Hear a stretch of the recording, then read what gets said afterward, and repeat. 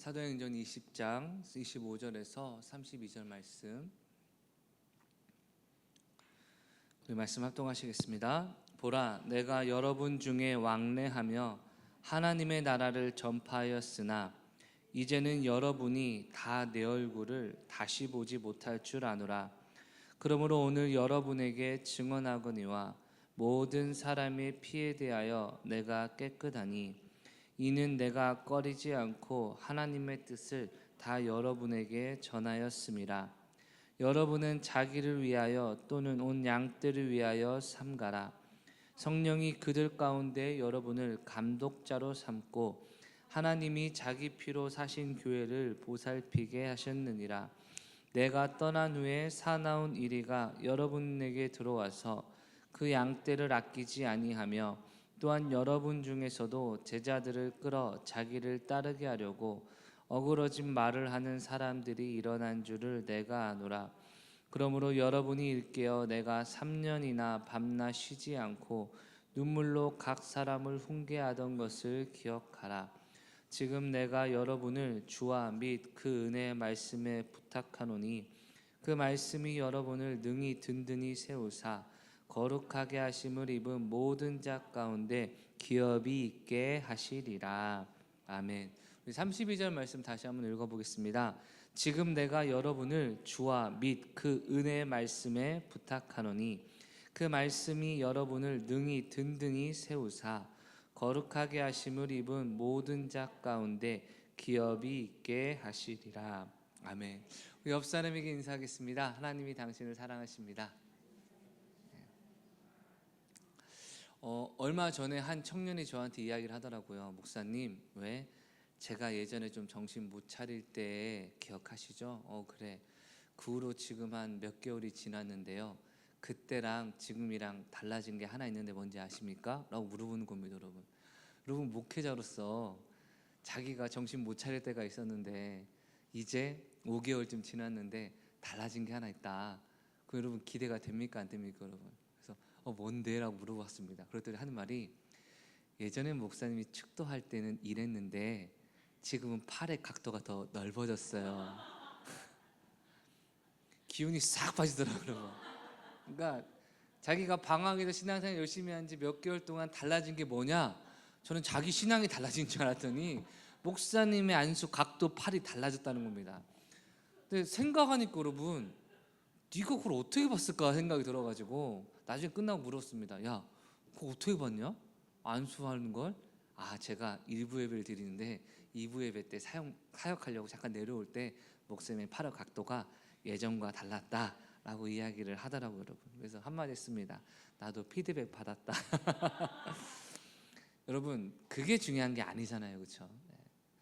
자기 신앙이 달라져야 됩니다. 여러분, 교회는요 왜 다닙니까? 목사님의 팔 각도가, 목사님의 슬림, 이걸 보기 위해서가 아니라 우리의 신앙 성장이 목적이 되어야 할 줄 믿습니다. 여러분, 제가 가끔 헬스장에서 걷다 보면 런닝머신에서 이제 스포츠나 이런 걸 보는데, 여러분 골 때리는 그녀라는 그 프로그램 아십니까? 골대녀라고 하기도 하는데요, 이런 프로그램입니다. 설날에 파일럿, 즉 한번 시험 삼아 만든 프로그램인데 이게 반응이 좋아서 지금까지 계속 하는데 여러분, 지금이 시즌 6까지 진행이 된다 하더라고요. 여러분, 근데 이게 뭐냐? 골 때리는 그녀들이라는 표현으로서 골이 여러분 머리가 아니라 골 넣는 겁니다. 여러분, 그러니까 골 넣는 그녀들에서 풋살을 여자들이 이제 축구 대회를 여는 겁니다. 여러분, 죄송합니다만 남자들이 축구하는 게 재밌겠습니까? 여자들이 축구하는 게 재밌겠습니까? 더군다나 여러분, 전문인도 아니고요, 연예인들입니다. 뭐 배우들, 개그맨들, 뭐 모델들, 아나운서들, 이들을 붙잡고 축구를 하면 연예인 생업도 바쁜데 이 축구가 여러분 실력이 얼마나 있겠느냐. 또한 축구를 해본 사람도 있지만 대부분이 처음 한 사람들인데 이게 무슨 재미가 있겠느냐 했는데 여러분, 이게 어떻게 진행이 되었느냐? 이 사람들이요 연습을 하는데 일주일에 막 3-4시간씩, 많은 경우는요 일주일에 3시간씩 두세 번 축구 클리닉을 다니면서 축구를 배우고, 또 잘하는 사람들도 지금 일주일에 3시간 정도는 모여가지고 팀끼리 훈련하고 팀 짜고 막 이런 겁니다. 여러분, 감독도요 옛날에 국가대표 출신 선수들이 감독을 하고, 그러니까 경기에서 지면요 이들이 여러분 연습한 것도 있고 노래한 것도 있으니까 막 억울해하고 울고 슬퍼하고 막 힘들어하는데, 이제 골을 넣거나 승리를 하면요 엄청난 감동과 막 기쁨과 하나가 어우러지는 모습이 호평을 받아서, 야 얘네 진심이다, 얘네 진짜 열심히 하는구나. 여러분 골로 막 서로 부둥켜갖고 막 난리가 나는 모습이 여러분 보이더라고요 여러분. 그래서 지게 되면 막 진짜 안 지고 싶어서 막 노력하는, 여러분 예능 프로그램인데요 너무나 진지하게 노력을 하니까 그게 호평이 되었다. 한 번도 골대녀를 보신 적이 없으신 분들만 있으시네요. 오직 주와 예수 그리스도 외에는, 그렇죠? 다른 소망이 없는 분들이라. 그렇죠?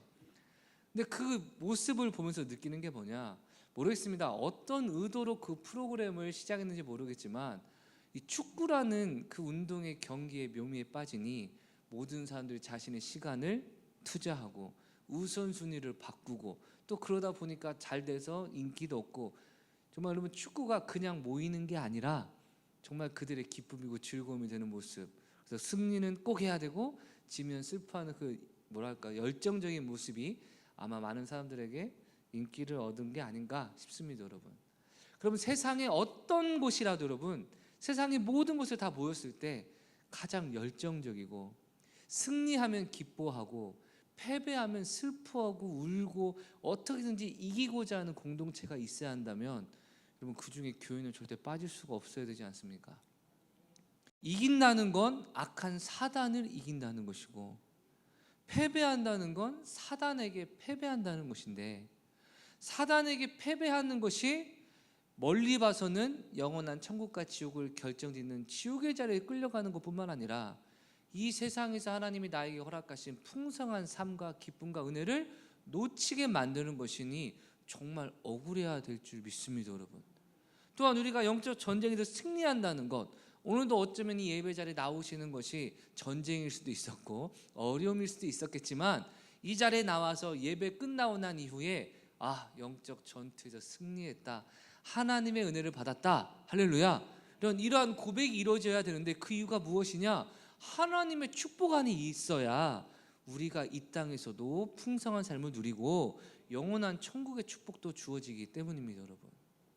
정말 다른 데서는 다 줘도 괜찮지만 여러분, 신앙은 줘서는 안 되고, 할렐루야, 다른 데서는 다른 승리를 양보할 수 있지만 최후 승리를 얻기까지 주의 십자가를 사랑하며 주님 앞에 충성해야 될 우리의 헌신은 절대 타협되지 말아야 하는데, 안타까운 건 오늘날 몇몇 사람들은요 교회를 오는 목적과 과정과 이 모든 풍성함에 영적 전쟁이라는 사실을 망각하고 있다면 여러분 이것은 참 큰 문제가 아닙니까 여러분. 만약 여러분 어떤 사람이 살을 빼기 위해서 다이어트를 하고 헬스장에 등록했다. 그런데 여러분 헬스를 하면서 그 사람들이 이런 말 하면 어떨까요? 아유 나 몰라, 왜 허리띠 또 하나 늘렸어, 나 왜 그렇게 요새 식욕이 많은지 모르겠네, 또 3kg가 쪘네, 빨리 빼야지, 그러게 근데 3kg 늘었는데 어떡해. 여러분 이런 대화처럼 참 안타까운 대화도 없잖아요, 그렇죠? 왜 그렇습니까? 헬스장 다닌 목적은 살 빼기 위함이죠. 다 날씬한 분들이라 공감이 안 가시죠, 그렇죠? 근데 여러분 교회는 뭐 하는 곳입니까? 악한 사단을 이기고 승리하고 은혜 받는 곳인데, 우리 교회를 제외하고요. 나 요새 교회에서 시험 들었어. 아이고 어떡하냐, 왜 그래, 목사님 때문에 그래, 집사님 때문에 그래, 누구 때문에 그래, 은혜 받아야 되는데. 여러분 이런 대화가 교회 내에서 존재한다는 자체가 얼마나 심각한 일인지 우리가 깨달아야 됩니다 여러분. 목사님이 성도들에게 시험을 받을까요, 안 받을까요? 여기 너무 좋은 분들만 모이셔가지고 내가 어떻게 목사님께 시험을 줄 수 있어 생각할 수 있겠지만 여러분 원리적으로는 가능합니다. 또한 목사로 인해서 성도님들이 시험 받는 것, 그렇지, 우리 교회처럼 좋은 목사님에서 어떻게 시험 받냐 할 수 있지만 원리적으로는 가능은 합니다만, 그 이면에 누가 역사하고 있는 겁니까? 악한 사단이 섭섭함을 찾아오게 하든지 시험 들게 하든지 사단의 역사라고 우리가 이야기를 하는데, 남의 일은 잘 보이는데 누구 일은 안 보입니까? 이게 우리의 모습이라는 거죠. 근데 여러분 교회가 매번 시험 들었습니까? 영적 싸우고 계십니까? 사단 이겼습니까? 맞았습니까? 이런 얘기만 하면 좀 팍팍할 수 있어도 여러분, 그럼에도 불구하고 우리가 반드시 기억해야 할 건 교회의 정체성은요, 영적 전투에서 승리하는 것입니다. 여러분, 에베소서 말씀 기억하십니까? 마지막으로 우리가 사도 바울이 에베소서의 내용을 다 전한 다음에 마지막으로 형제들아, 그러니까 이 영적 전투에서 우리가 싸우고 굳건하게 서기 위해서는 하나님의 전신갑주를 취해야 된다. 할렐루야. 여러분, 전신갑주를 취하고 나아가야 되는 것이죠. 저는 이 느낌을 언제쯤 느꼈냐? 예전에 코로나 때 좀 느꼈습니다. 여러분, 교회를 올 때 예전 같으면 할렐루야 할렐루야 하고 왔을 텐데, 이제는 코로나 때 어떻게 왔습니까? 마스크 체크하고, 또 뭐 손 소독제 체크하고, 온도 체크하고, 누구 옆에서 쿨럭하면 어떻습니까? 모든 사람이 다 막 하고, 왠지 막 1mm씩 몸을 움직이고, 또 누가 막 이러면 저 사람 교회 안 왔어야 되지 않나, 막 이런 생각들로 복잡했던. 지금 무슨 말입니까? 병균 하나라도 우리 교회에 들어오면 안 되는데, 이 병균으로 누구나 올면 안 되는데라고 정말 긴장하고 걱정했던 그때 마음을 생각할 때, 영적으로도 영적 바이러스와 같은 사단이 오늘 성도들 간의 대화나 목사 설교나 아니면 나눔이나 찬양이나 봉사나 기타 등등을 통해 절대 나에게 사단의 바이러스와 같은 시험이 있지 않도록 나를 지켜야겠다라고 경성하고 깨어있는 모습이 여러분 있으십니까? 그 모습이 회복되어야 우리가 시험 들었다 생각하더라도 내가 사단에게 질 수 없다라고 뒤로 물러설 수 있는 것이고, 하나님의 은혜로 극복할 수 있는 것입니다. 여러분, 예수님께서 베드로에게 이런저런 질문을 하셨죠. 얘들아, 너희가 나를 누구라 생각하느냐? 베드로가 얘기합니다. 주여, 주는 그리스도시요 살아계신 하나님의 아들이십니다. 예수님이 칭찬하시는데, 여러분, 베드로를 칭찬하시는 게 아니라 뭐라 하십니까? 너에게 이렇게 알게 하신 하나님께 감사해라. 하나님이 아니면 이것을 네가 알 수가 없다. 할렐루야. 영적 전투의 한 면을 말씀하셨죠. 베드로가 잘한 게 아니라 하나님이 은혜 주시니 베드로가 잘한 것이었습니다. 여러분, 근데 또 예수님 그 이후에 무슨 말씀하십니까? 비로소 자기가 예루살렘 올라가 3일 동안 고난당하시고 죽으시고 부활하실 것을 얘기하시니, 그 베드로가 여러분 또 뭐라 합니까? 주여, 절대로 그러한 일이 있을 수 없습니다. 다른 사람은 다 주님을 배신할지언정 나는 배신하지 않겠습니다. 주님 뭐라 하십니까? 베드로, 너 눈치 못 챙겨? 너 아까 왜 센스 있게 대답했더니 이제는 센스 없어? 너 왜 이렇게 생각이 짧아? 이렇게 말씀하시는 것이 아니라, 사단아, 내 뒤로 물러가라. 네가 하나님의 일을 생각하지 않고 사람의 일을 생각하는도다. 여러분, 베드로처럼요, 그 짧은 시간 내에 하나님께 붙들렸다가 사단에게 붙들렸다가 혼났다가 다시 예수님이 그를 위해 기도하시는 이런 급진적인 것을 경험하는 게 성경에 안 나와 있지만, 여러분, 베드로가 특별한 게 아니라 저와 여러분 매 순간순간이 누구에게 붙들려 있느냐가 이렇게 매 순간 나타날 수 있다는 걸 보여주는 겁니다. 5분 전까지 기도 가운데 은혜로 충만하여도요, 5분이 뭡니까? 1분 후에 내가 어떻게 붙들릴지 모르는 것이니, 우리는 매 순간 우리의 싸움은 혈과 육이 아니요 악한 사단의 권세들과 싸움을 깨닫고 주님을 의지해야 하는 것입니다. 여러분, 초반에 왜 이런 말씀을 드리냐? 오늘 본문은 여러분, 사도 바울이 에베소에서 3년이나 낮과 밤을 가리지 않고, 오늘날로 말하면 주일날 설교, 수요예배 설교, 금요일에 설교로 끝나는 게 아니라 제자 훈련합시다, 평일에 모이십시다, 밤에도 모이십시다, 낮에도 모이시다라고 그러면 3년 동안 열심히 사역을 해서 많은 제자들을 키워서 그들이 교회 일꾼이 되고 목회자가 되고, 오늘 본문에 장로라 하지만 여러분, 이 성경의 의미를 오늘날로 적용하면 감독, 즉 목사로 이제 보여질 수 있는데요, 그러한 사역자들, 목회자들에게 마지막 작별을 하는 장면이 나와 있는데, 여러분, 유언이라 하면 정말 중요한 얘기를 하는 거 아니겠습니까? 사도 바울이 사실상 에베소의 목사들에게 유언과 같은 이야기를 하는 장면입니다.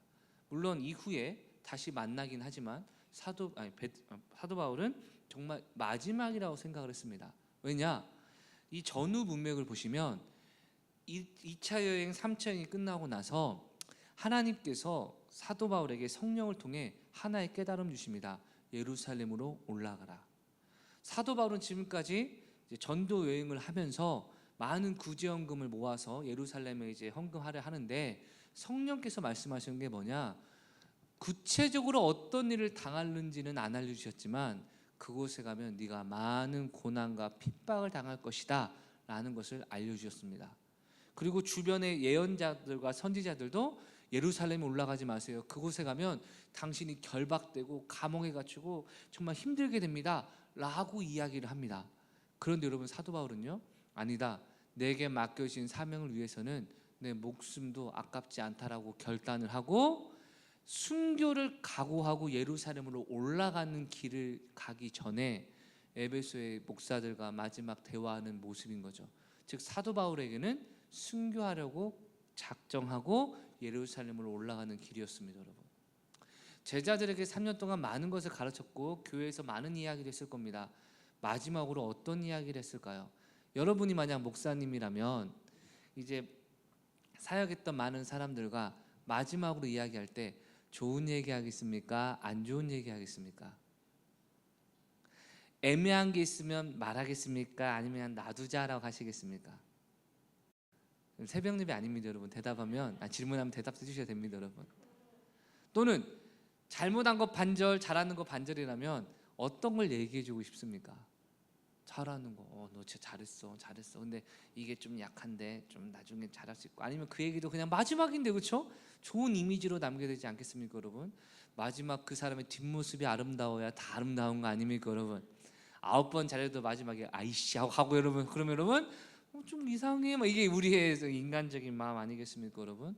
근데 사도 바울이 여러분 첫 마디 한번 25절 볼까요? 보라, 내가 여러분 중에 왕래하며 하나님 나라를 전파했으나 이제는 여러분이 다 내 얼굴을 다시 보지 못할 줄 아노라. 아멘. 여러분, 이 정도까지 가면 여러분 아마 듣는 목사들과 이제 사람들 입장에서 마음이 울컥울컥 하겠죠. 그렇죠? 다시는 못 보겠다. 특히 여러분, 이들이 보통 사람들이 아닙니다. 에베소 교회 후임의 목회자들로 이 리더십을 갖는 사역자들이었습니다. 여러분, 평신도도 아니었습니다. 그러면 여러분 어떤 이야기하면 좋습니까? 내가 열심히 사역했는데 좀 힘들더라. 이제 너희도 사역할 때 그 A 성도 골치 아프게 할 거다. B 성도 말 안 들을 거다. C 성도 깐죽깐죽 할 거다. 근데 D 성도는 진짜 알짜배기다. 이런저런 영업 비밀이라 할까요? 이런저런 얘기를 할 것 같기도 한데, 이런 얘기하면 어떨까요? 나는 지금껏 목숨 걸고 다해서 잘못 하나도 없으니까 이제 이후로 교회 잘못되면 다 니들 책임이다. 여러분, 이 메시지가 좋았을까요? 안 좋았을까요? 여러분이면 후임자로서 좋겠습니까? 안 좋겠습니까? 원로 목사님 예전에 그런 말 안 하시지만 은퇴하시면서 나는 하나도 잘못한 거 없으니까 천성교회 잘 되는 건 다 내 탓이고, 그렇죠? 잘 되는 건 잘하셨으니까 안 되는 건 전부 네 책임이다. 만약에 성도가 실족하는 건 전부 네 책임이다. 교회가 안 되는 건 전부 네 책임이다. 여러분, 이런 식으로 말씀하셨다면 제가 마음이 어려웠겠죠. 만약에 예를 드는 겁니다, 여러분. 사도 바울이 뭐라 합니까? 26절입니다. 그러므로 오늘 여러분에게 증언하거니와 모든 사람이 피에 대하여 내가 깨끗하니 이는 내가 꺼리지 않고 하나님의 뜻을 다 여러분에게 전하였습니다. 아멘. 그럼 사도 바울이 뭐라 하냐? 나는 이제 핏값 없다. 에베소 성도들의 지옥 가는 사람이 있고 실종하는 사람이 있더라도 나는 거기에 핏값 없어. 나는 아무런 책임 없어. 여러분, 이것은요 웃으면서 얘기하는 게 아닙니다. 나중에 말씀드리겠지만 두 가지 아주 중요한 이유 때문에 하는 말이었습니다. 근데 여러분, 핏값이 뭐냐?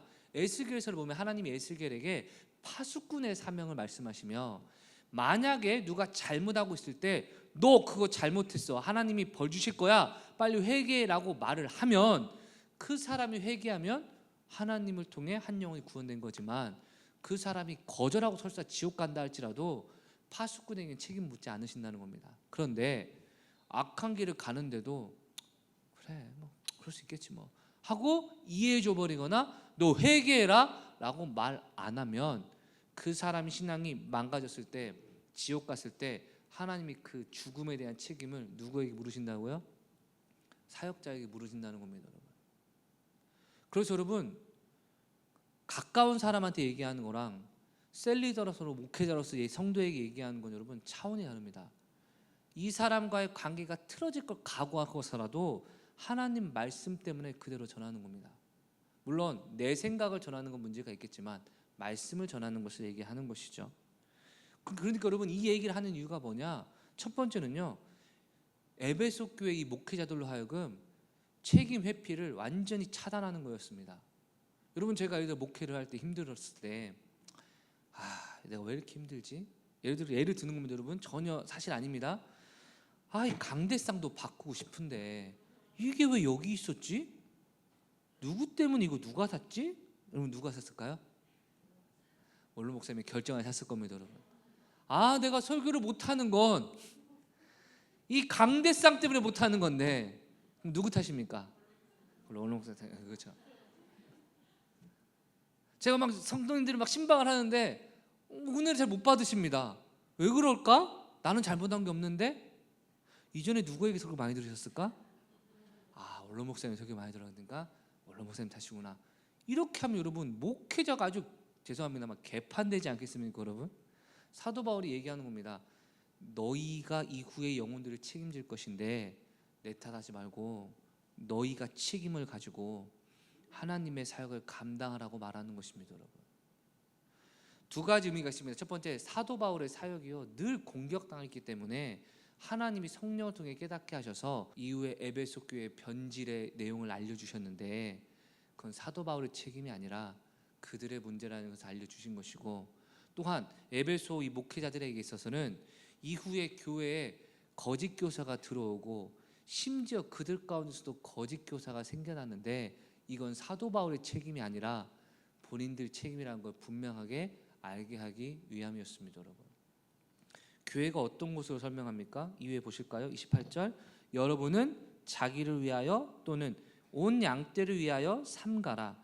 성령이 그들 가운데 여러분을 감독자로 삼고 하나님이 자기 피로 사신 교회를 보살피게 하셨느니라. 내가 떠난 후에 사나운 이리가 여러분들에게 와서 그 양떼를 아끼지 아니하며, 또한 여러분 중에서도 제자들을 끌어 자기를 따르게 하려고 어그러진 말을 하는 사람들이 일어날 줄을 내가 아노라. 아멘. 사랑하는 성도 여러분, 우리 집 안방에는요 캡스를 굳이 설치할 필요가 없을지 모르겠지만 금은방에는요 캡스 같은 걸 설치합니까? 안 합니까? 합니다. 왜 그럴까요? 비싼 게 많아서도 맞지만 비싼 가치를 알고 도둑들이 노리고 있는 것이 그런 곳 아닙니까? 여러분, 사단이 가장 노리는 곳이 어디라고 생각하십니까? 주님의 몸된 교회입니다. 사단이 가장 공격하려고 호시탐탐 기회를 노리는 것이 어딘지 아십니까? 예배의 순간과 셀몸의 시간과 아니면 교회에서 하는 모든 봉사의 순간일 겁니다. 왜 그렇습니까? 할 수만 있으면 침입하여 양떼를 잡아먹으려는 이리떼처럼, 늑대처럼 교회를 공격하는 것이 사단의 전략이기 때문입니다. 여러분, 사도 바울은 목회자들에게 분명히 얘기합니다. 내가 떠난 이후에 사단이 양떼를 침입하러 와서 양떼 아끼지 않고 전부 죽여버리고 끌고 갈 것이다. 여러분, 교회는 평화로운 곳, 은혜가 넘치는 곳, 여유가 넘치고 행복을 누리는 곳이 맞지만 그것만 생각하고 있다면 지금 교회의 정체성을 많이 놓치고 계시는 것입니다. 여러분, 오늘날 많은 사람들이 교회를 정할 때 여러분, 그 포커스가 하나님의 말씀대로 훈련받을 수 있고, 하나님 말씀대로 내 삶의 문제를 고칠 수 있고, 하나님 말씀대로 변화될 수 있는 교회를 선택하는 것이 우선이 되어야 되는데, 자녀 교육에 유익하거나 아니면 교회 설교가 내 마음에 들거나 아니면 내 가치관에 맞거나 집에 가깝거나 기타 등등, 여러분, 이게 나쁘다는 것이 아닙니다만 이것이 최우선순위가 되는 것이 성경의 원리는 아닙니다. 여러분, 아멘이 안 나오십니까? 여러분, 다시금 여러분이 받아들이지 않든 교회의 선택의 최우선은요 하나님 말씀 가운데 증인되고 제자 삼으라는 그 말씀에 순종할 수 있도록 나를 제자 삼는 스승을 찾는 영적 선택임을 깨달으시기 주의 이름으로 축원합니다. 여러분, 사실 예수님은 반대로 말씀하셨어요. 제자들에게 너희가 나를 택한 것 같지만 내 아버지께서 너희를 내게 불러주지 않으시면 어느 누구도 내게 올 수가 없었다. 교회에서 화목하고 교회 시설이 좋고 여러분, 교회에서 친밀함을 나누는 거 너무나 중요합니다. 그러나 더 중요한 건 주님의 말씀으로 내 영혼이 살아나는 것이고, 사나운 이리떼가 그에 침입하다 할지라도 스스로 지킬 수 있는 영적인 축복을 누리는 것이고, 이 땅에서도 하나님의 능력과 풍성한 삶뿐만 아니라 영원한 천국에서도 축복된 삶을 살아가는 말씀의 능력을 누리는 것인 줄 믿습니다. 여러분, 그런데 이후에 어떤 일이 벌어진다는 겁니까? 이거를 방해하는 일이 벌어진다는 겁니다. 그런데 더 심각하고 사도 바울의 마음을 무겁게 하는 것이 무엇입니까? 30절. 또한 여러분 중에서도, 여러분이 누굽니까? 목회자들입니다. 사도 바울의 제자가 된 여러분 목회자 중 가운데서도 사도 바울과 그 사람들이 이끌어간 주님의 제자들을 끌어서 뭐라고요? 자기를 따르게 하려고 어그러진 말을 하는 사람들이 일어날 줄을 내가 아노라. 여러분, 이후에 에베소 교회가 어떤 일이 벌어집니까? 거짓 교사들이 막 나타나서요, 사도 바울의 말은 잘못된 것이다 이런 얘기를 하고요, 사도 바울의 제자였던 이 목회자들마저도 내가 볼 때 사도 바울은 좀 그래, 내가 볼 때 내 말로 내 생각은 이래라는 자신의 영향력을 귀환해서 발휘하여서 교회가 문제가 발생하게 됩니다. 여러분, 사도 바울이 이것을 경고를 어떻게 하느냐, 28절 읽어볼까요? 그러므로 여러분은 목회자 자기를 위하여 그리고 온 양떼인 성도를 위하여 삼가라, 조심하라. 왜? 하나님이 더 큰 심판을 하시니까 삼가라는 겁니다, 여러분. 그리고 아주 중요한 말 한마디를 하죠. 읽겠습니다. 성령이 그들 가운데, 여기서 그들은 누굴까요? 온 양떼를 말합니다. 그들 가운데 여러분은 누굽니까? 목회자를 얘기합니다. 뭐로 삼았다는 겁니까? 감독자. 원어로 보면 책임지는 자, 주관하는 자, 모든 것을 감시하고 한마디로 결정하고 책임지는 자로 누구를 세웠다는 겁니까? 여러분을 삼고 자기 피로 사신 교회를 보살피게 하셨느니라. 아멘. 오늘날 여러분, 목회자가 교회의 책임자고 감독자라는 사실, 그리고 성령이 백성들, 성도들 가운데 목회자를 감독자로 삼았다는 것을 인정하는 것, 여러분 오늘 본문에 누가 세웠다고 합니까? 성령이 성도들 가운데 목회자를 감독자로 삼았다, 책임자로 삼았다. 그러니까 그 책임자가 뭐 한 겁니까? 하나님이 자기 피로 사신 교회를 보살필 것을 명하셨다는 것. 여러분, 그러면 교회 감독자 누굽니까? 주인은 예수 그리스도시요, 교회의 책임지는 책임자는 누굽니까? 목사입니다, 여러분. 근데 오늘날 교회에 분란 있는 교회, 문제 있는 교회, 다투는 교회들, 목사만 얘기하는 게 아니라 여기저기에서 교회를 위하여 교회가 이래야지 저래야지. 죄송합니다, 성령이 그들 가운데 감독자로 세운 건 누굽니까? 목회자인데 오늘날 사람들이 이거를 인정하지 않는 교회가 많은 것이 문제입니다.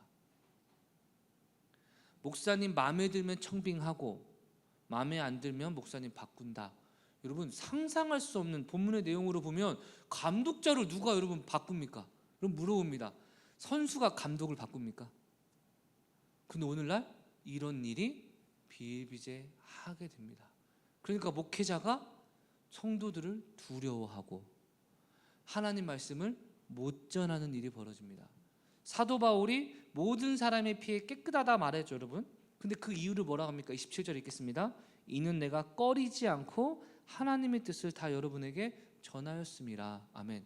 여기서 꺼리지 않다라는 표현, 꺼리다라는 표현, 여러분 원어로 보면 두려움을 극복하다라는 표현입니다. 목회자가 설교를 할 때, 아니면 신방을 할 때, 사역을 할 때 내가 두렵지만 그래도 두려움을 이기고 얘기한다. 이게 바로 꺼리지 않고 얘기했다는 표현입니다, 여러분. 여러분, 저도 목회자지만요, 이거 쉽지 않습니다.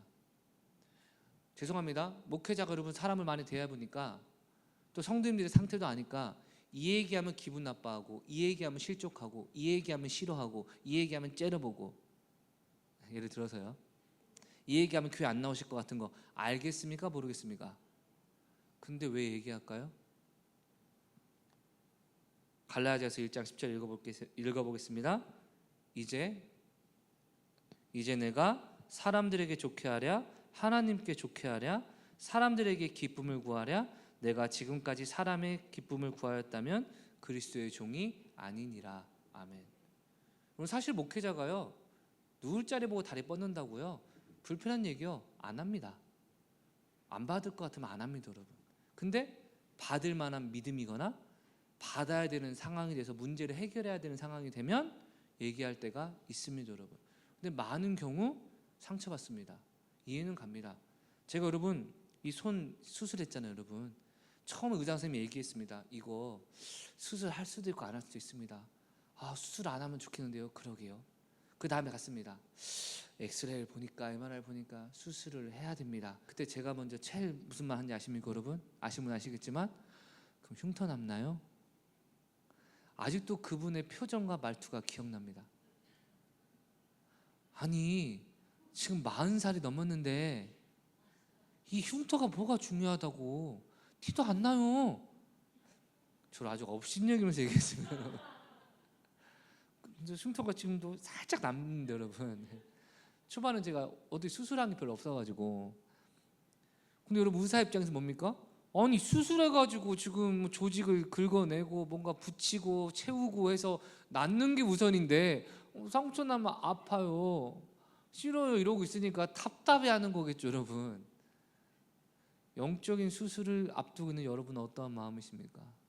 아, 그렇게 말하면 나긴 나는데 기분 나빠서, 그렇게 하면 솔직히 마음이 어려워서.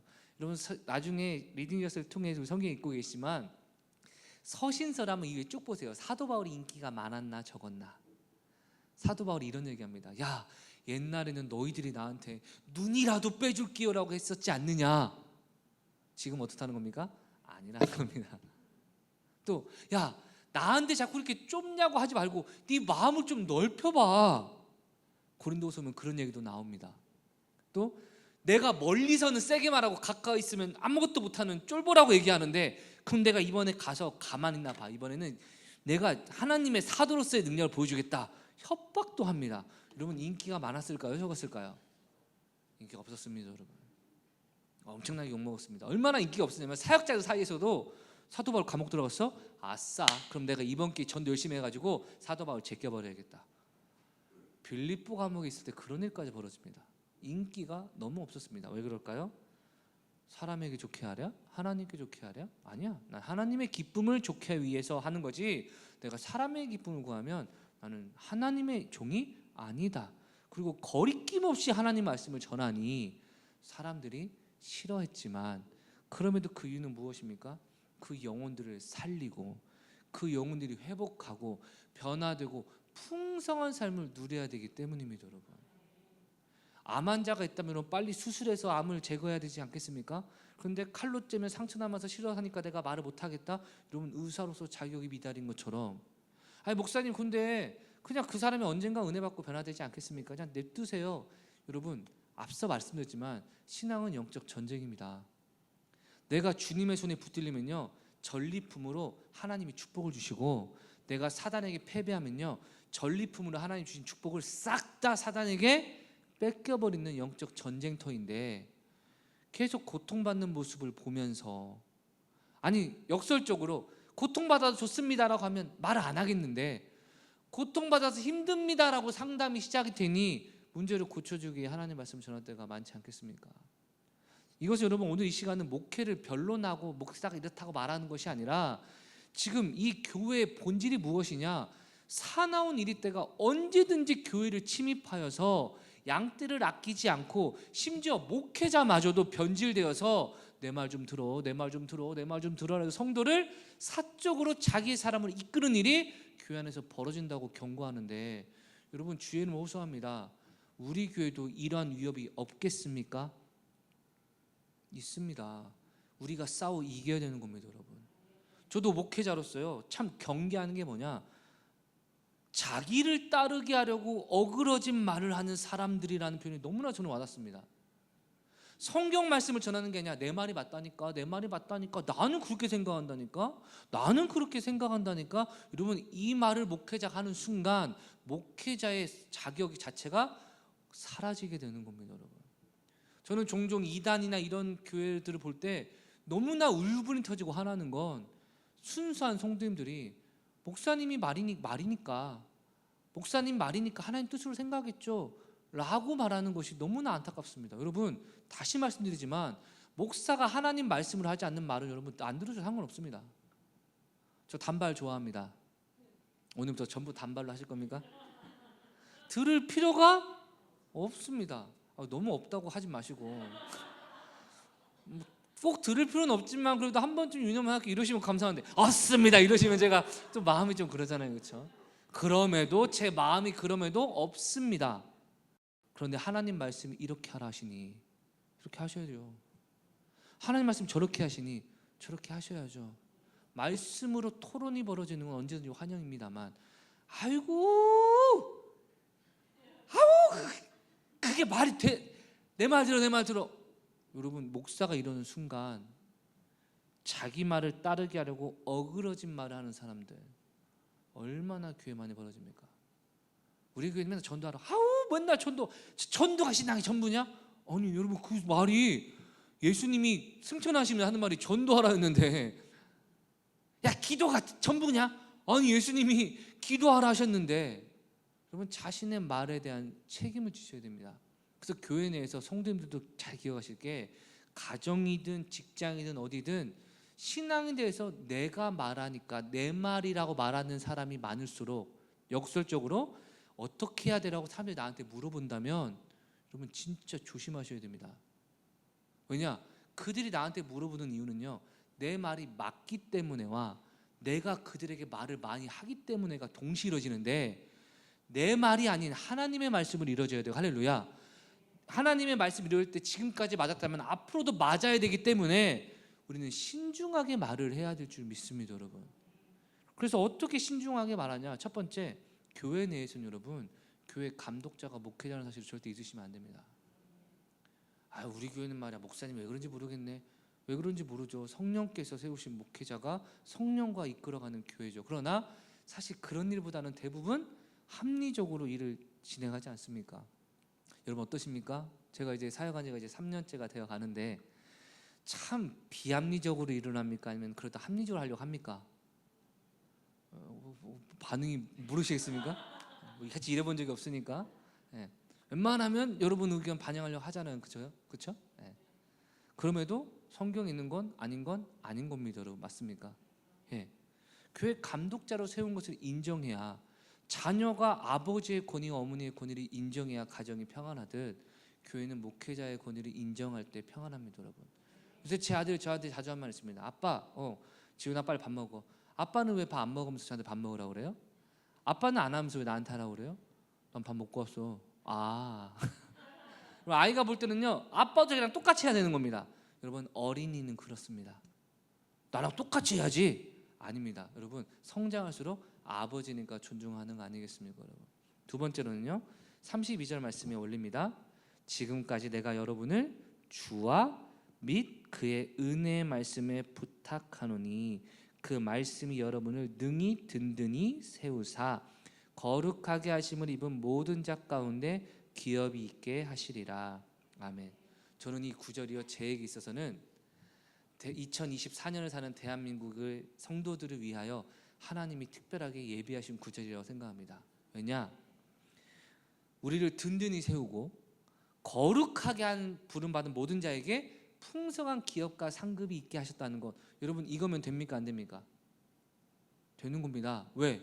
든든히 우리를 세우시고, 할렐루야, 아까 사단의 전쟁에 쓰러지지 않게 하시고 이 땅에서도 하나님이 축복한 기업을 누리고 영원토록 약속하신 천국의 기업의 주인공도 되게 하시니 이걸로 충분한 겁니다. 맞습니까?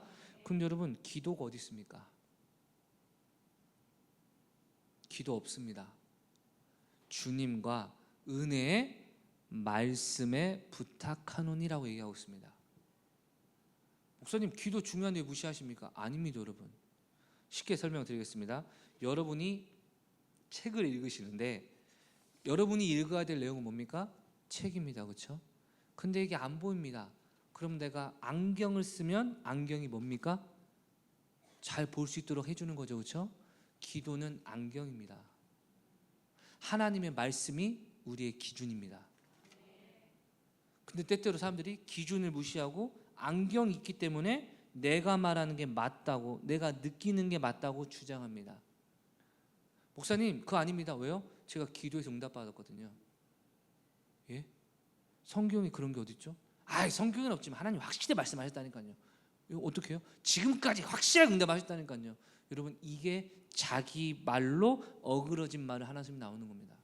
여러분 기도는요 하나님의 뜻대로 내가 순종하기 위하여 기록된 66권 성경의 말씀에 순종하기 위한 과정이지, 말씀을 읽지 않고 기도하는 사람은 여러분 죄송합니다만 전부 이단으로 빠집니다. 말씀하는 사람들은 이단에 잘 안 빠지는 이유 중 하나는 뭐냐면 말씀의 텍스트가 너무나 분명하기 때문에 끼어들 틈이 없습니다만, 내가 기도 가운데 뭘 받았다. 여러분 어떤 남자가 있습니다. 어떤 남자가 젊은 나이인데 애 딸린 유부녀랑 결혼을 하고 삶이 좀 평안해지니까, 그러면 내가 좀 할 것도 많고 사색이 많으니까 동굴에 가서 기도 좀 해볼까라고 기도하다 여러분 신을 만납니다. 애 딸린 유부녀를 만나가지고 결혼했다는 것도 여러분 별로 인격적이지 않고, 또 팅가팅가 노니까 할 거 없어가지고 기도해가지고 묵상하다가 하나님을 만납니다. 하나님 말씀하십니다. 야, 성경이 다 잘못된 거야. 이삭이 아들이 아니고 이스마엘이 진짜 아들이야. 그리고 내가 너를 이 선지자 중에 가장 큰 선지자로 세울게. 그게 무함마드입니다. 그게 이슬람교의 시작입니다. 여러분 기도 많이 하는 사람들, 성경에 매이지 않으면 이렇게 됩니다. 우리의 기준은 은혜의 말씀이자 그 말씀으로 역사하시는 주님이십니다. 할렐루야. 그리고 그 주님을 알기 위해, 그 뜻을 깨닫기 위해, 그 주님의 손을 붙들기 위해 나를 복종시키고 순종시키는 것이 기도이고, 늘 주님께 붙어있게 하는 게 기도입니다. 할렐루야. 예수님의 겟세마네 기도를 들으면 원리가 너무나 분명히 드러납니다. 이 땅에 십자가 지러 오신 예수님, 갑자기 두려우시고 걱정되시고 염려되셨습니다. 십자가 지기 싫으셨습니다. 그때 하신 게 뭡니까? 기도였습니다. 아버지요, 내 뜻대로 하지 마시고 아버지 뜻대로 되게 하여 주시옵소서. 거듭되는 기도를 통해 예수님이 선택한 것은요, 이제 내가 깨달았다가 아니라 하나님이 주신 뜻과 계획대로 순종하는 것이었습니다. 사랑하는 성도 여러분, 기도는 말씀에 순종하기 위해 하는 것이지, 기도하여 하나님 뜻을 받기 위해 한다면 그 자체가 나쁘다고는 말씀 안 드리겠지만 위험한 사단의 공격에 속수무책으로 무너집니다. 여러분 어린아이들이 해수욕장에서 모래성을 만듭니다. 우리 보면서 야, 그 쓸모없다라고 말하진 않습니다만, 많은 분들이 그게 무슨 의미냐라고 말하는 이유가 무엇입니까? 파도가 휘슬면 싹 다 무너지기 때문 아닙니까 여러분?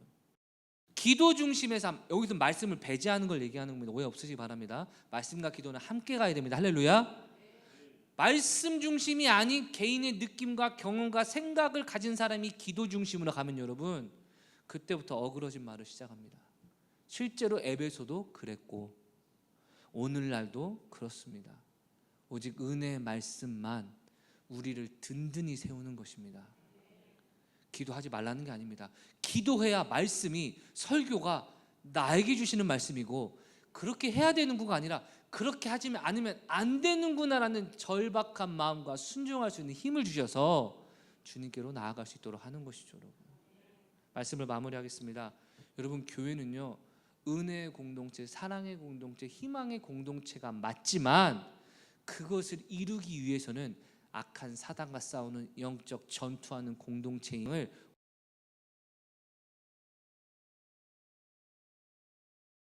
오늘 말씀을 기준으로 한번 다시금 읽어보시면 아마 깨달으실 거라 믿습니다. 여러분, 셀 모임 때 사단이 나를 시험하기 위해 사람을 통해 역사하고요, 밥 먹을 때, 봉사할 때, 설교할 때 사단이 사람을 통해, 환경을 통하여 우리를 공격하니 매 순간 영적 무장을 하시고 싸우시길 주의 이름으로 축원합니다. 여러분, 그리고 우리의 신앙을 안전하고 든든히 지키는 건 목사도 아닙니다.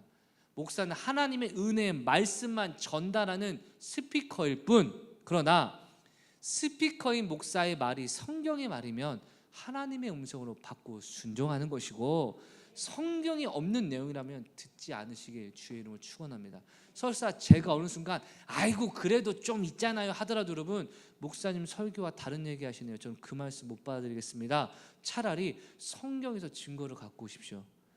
성경의 말씀을 가져오십시오. 그럼 제가 순종하겠습니다. 여러분, 이게 건강한 교회입니다. 저도 저를 지키는 것이고 여러분도 여러분을 지키는 과정입니다. 여러분, 그럼에도 불구하고 말씀을 깊이 읽으시고 말씀을 읽고 기도하셔서 기도의 열매가 내가 하나님 뜻을 찾아가는 게 아니라 하나님이 이미 나에게 주신 말씀을 내가 설득되어 예수님처럼 하기 싫습니다만 아버지의 뜻대로 되기 원합니다가 어느 순간 내가 하겠습니다라고 변화되는 과정임을 누리시는, 그래야 늘 말씀과 기도로 성령 충만한 삶을 살아가시는 저와 여러분 되시길 주의 이름으로 축원합니다. 기도하겠습니다. 하나님, 우리의 삶 가운데, 우리의 신앙 가운데, 그리고 교회 가운데조차 사나운 이리때가 양떼를 아끼지 않는 공격과 핍박과 어려움을 교회에서 일으키려고 호시탐탐 누리고 있지만 우리는 우리 예수 그리스도와 예수 그리스도의 은혜의 말씀 아래 든든히 세워져서 양떼를 지키고 또한 양떼가 보호되고 목회자와 사역자들도 자기의 말로 어그러진 말 하지 않도록 하나님의 말씀에 결박되어 주님의 뜻 가운데만 살아갈 수 있도록 우리를 지켜 주시옵소서. 그리하여 영적 전투에서 승리하는 순간순간마다 우리의 현실의 삶 가운데 모든 것을 더하시는 하나님의 축복이 일어날 줄 믿사오니 주님 이 시간 변화되게 하여 주시고 회복되게 하여 주시옵소서. 우리 주여 외치고 동서로 기도합니다. 주여. 하나님, 자기의 말로 어그러진 말을 하는 교회에서 자기 주장, 자기 생각, 자기 입장을 얘기하는 것이 아니라 하나님과 하나님의 은혜의 말씀만을 붙들고 목회자로부터 평신도까지 자기 생각과 말이 아닌 하나님의 말씀으로 행동을 삼가고 말을 삼가고 하나님의 뜻 가운데 겸손 행하게 하여 주시옵소서. 그리하여 주님이 세우신 이 사랑하는 선성교회 악한 이리때가 들어오지도 못하게 하시고 들어온다 할지라도 모든 양떼가 목회자와 일심단결하여 쫓아내고 하나님의 교회를 지켜낼 수 있는 건강하고 축복되고 은혜와 기쁨이 넘치는 교회 될 수 있도록 아버지 역사하여 주시옵소서. 성령께서 감독자로 세운 목회자로부터 성도께서 그 감독자를 통해 삼가고 조심하여 지키라고 말하는 양떼인 성도들까지 모두가 성령을 의지하고 하나님의 말씀을 붙들고 주님의 말씀에 의탁할 때 교회는 건강하고 온전히 서게 되며 풍성한 기업을 얻게 된다라고 오늘 말씀을 통해 가르쳐 주셨습니다.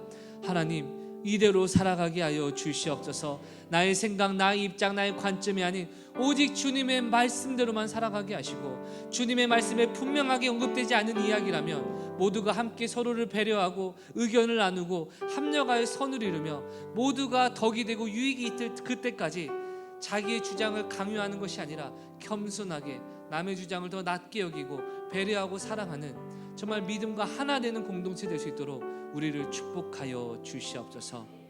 역사하신 주님 감사하며 예수님의 이름으로 기도드렸습니다. 아멘. 이제는 우리 구주 예수 그리스도의 은혜와 하나님의 무한하신 사랑과 성령님의 교통하심의 은총이 성령께서 교회의 주인이셔서 성령께서 감독자로 세운 목회자로부터 지키기 위하여 목회자에게 삼가라고 말하는 양떼를 온전히 지키는 헌신의 자리로 나아가기로 결단하는 천성의 모든 가족 삶 가운데 이제부터 영원토록 함께 있을지어다. 아멘.